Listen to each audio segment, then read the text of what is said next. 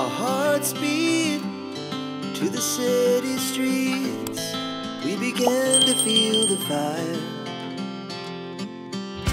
Mapagpalang araw sa ating lahat, mga mamshi. So, ito pala yung aking bag na ginagamit ko everyday. Halimbawa, pupunta ako ng supermarket or may mga lakad lang ako na mga ano-ano lang na lakad. So, ito yung palagi kong ginagamit. Napaka-comfortable niya. Nabili ko lang to sa isang supermarket ng 290 lira or 520 pesos. So, mamaya pala mga mamshi, mag-ano tayo, what's inside my bag, charis. So, pupunta kami ngayon mga mamshi sa bahay ng tiyahin ni Dodong. Kasama ko si Bianan at si Hipag. So, medyo natamad nga ako kasi meron akong visitor. Kaya, ayan, meron akong pasapati dito sa hita. So, gusto nyo ba makita yung sa hita? Ayan, oh. Chan-charan! Akala nyo ha, syempre hindi ko yan ipapakita ang aking legs. Kay, ano yan, magagalit si Dodong, charis. So, ayan mga mamshi lang laman, ang laman ng aking bag. Wala namang maraming laman. Ayan, palagi akong merong ganito. Yung, ano to siya, mint flavor na ano siya, bubble gum. And then, syempre, ang wallet. Kahit wala tayong pera, pero ayan, palagi tayong magdala ng wallet.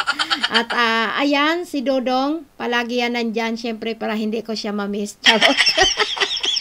So, ayan mga mamshi. Ay, meron din pala akong pera. Akala ko wala akong pera, char.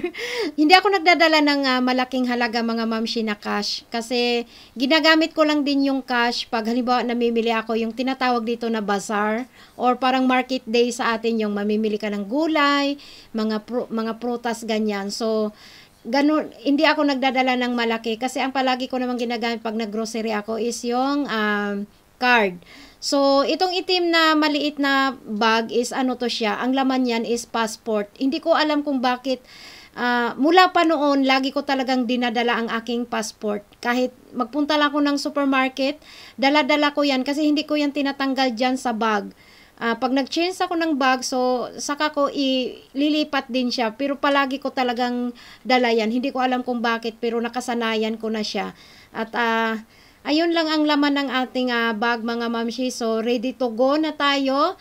At dahil hindi naman kami marunong mag-drive, so, magta-taxi kami mga mamshi. Pwede naman sasakay papunta doon ng bus. Kaya lang, yung bahay ng tiyahin ni Dodong is medyo papasok konti. So, si Bianan kasi mga mamshi is inoperahan na yun siya sa puso. I think 3 years ago. So, madali na siyang hingalin. At yung bahay ng tiyahin ni Dodong is medyo papasok. So, ayan mga mamshi, bibiyahe lang muna kami.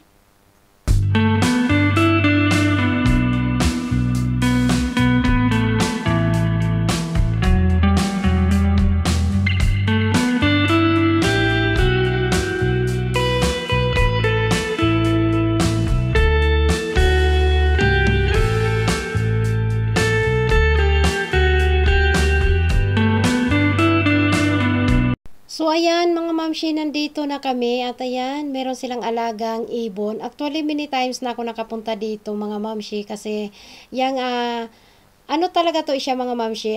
Asawa siya ng tiyuhin ni Dodong. Yung tiyuhin ni Dodong, yan yung kapatid ni Bianan kong babae. But wala na yung tiyuhin ni Dodong namatay na 11 years ago. So, ayun. Ayan ang kanilang overlooking view sa labas mga mamshi, yung dagat kasi medyo nasa mataas na part yung bahay nila at syempre si Inday magpa-char-char talaga yan. So ayan, marami siyang alagang mga mga tanim niya, ayan, marami siyang mga halaman. So yung asawa ng tiyuhin ni Dodong is nag-iisa na lang yan siya ditong nakatira. Pero itong buong apartment na to hanggang 3rd floor yata to is sa kanila to.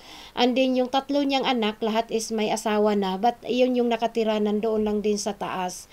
Pero dito sa bahay niya is nag-iisa lang talaga siya. So ayan mga mamshi, wala naman kami talagang masyadong gawin dito. Nagyaya lang yung or nag-invite lang yung asawa ng tiyuhin ni Dodong. So, ayan, mag-ano lang, kwentuhan, kakain, yung mga ganun-ganun lang. And then, natatamad talaga ako sumama talaga sana, kaya lang inaano kasi ako ng hipag ko, sabi niya sumama ka na lang kasi pinapasama ka, aantayin ka no na ano nga tsahin daw nila. So ayun, sumama na lang ako, but natatamad talaga ako kasi alam niyo naman 'di ba mga girls, pag meron tayo is talagang super nakakatamad na yung parang gusto mo lang maghilata. So, ayan, kumakain kami mga mamshi, ayan, nag-bake ng cake, pero yung tinapay na yan, binili lang daw niya, pero yung cake, at saka yung parang rice na, nakalimutan ko anong tawag niyan, ayan, niluto yan ng asawa ng tiyahin ni Dudong. And then, ayun, sabi ng biyanan ko, maya-maya daw is, ititreat, pag mamaya, pag pauwi na kami, ititreat daw niya ako, iwan ko kung saan niya ako dalhin, Charis. Ititreat daw niya ako dahil, di ba, nung birthday ko last week. So, ayun, ititreat daw niya ako kasi hindi naman kasi ako naghanda. So, hindi kami nagkasama noon. Kaya, we'll see na lang kung saan ako dadalhin ng biyanan ko.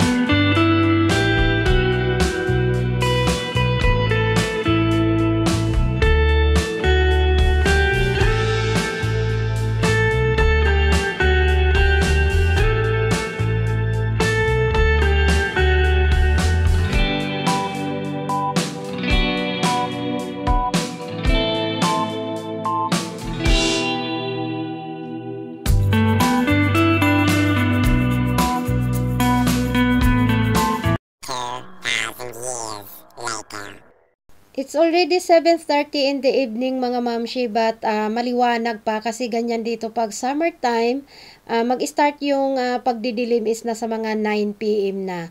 So ngayon mga mamshi, nandito kami sa seaside, isa itong tea restaurant. So dito ako inaya ng biyanan ko.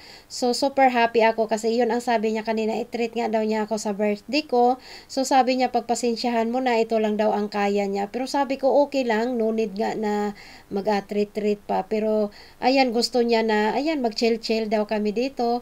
At yun na nga, treat daw niya ito dahil nung birthday ko is hindi naman kami nagkasama kasi hindi naman din ako nanako.